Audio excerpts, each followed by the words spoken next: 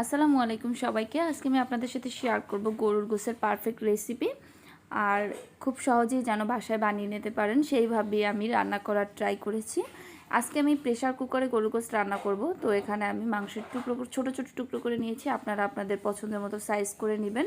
2 চামচ দিয়েছি হলুদের গুঁড়া, 2 চামচ দিয়েছি মরিচের গুঁড়া, আপনারা আপনাদের পরিমাণ মতো দিয়ে নেবেন।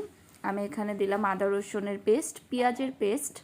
আপনারা চাইলে পেঁয়াজের পেস্টের বদলে আপনারা পেঁয়াজ কুচি ব্যবহার করতে পারেন। এবারে নিলাম আমি জিরা বাটা, আর এখানে আপনারা জিরা গুঁড়াও ব্যবহার করতে পারেন। লবণ দিয়েছি পরিমাণ মতো, পেঁয়াজ কুচি দিয়েছি, আর এখানে আমি নিয়েছি তেজপাতা, দারচিনি, এলাচ, লবঙ্গ। এগুলোকে আপনি আপনাদের পরিমাণ মতোই নিয়ে নেবেন। দিয়ে দিতে হবে তেলটাও পরিমাণ মতো নিয়েছি, আমি 1 কাপ তেল নিয়েছি। আপনারাও রান্না যারা করেন সাধারণত আপনারা সবাই জানেন কোনটায় কতটুকু দরকার, সেই অনুযায়ী নিয়ে নেবেন।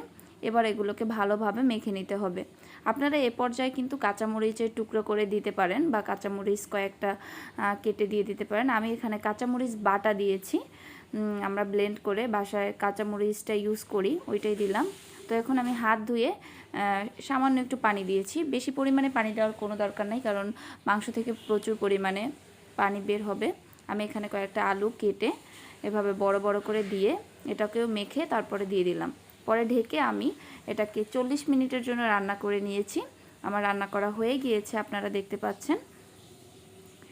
তো এ পর্যায়ে আমার যেটা করতে হবে, আমি জিরা ভেজে গুঁড়ো করে রেখে দিয়েছিলাম। তো একটু নেড়ে চেড়ে আমি ভাজা জিরার গুঁড়োটাকে এটার উপরে ছিটিয়ে দেব।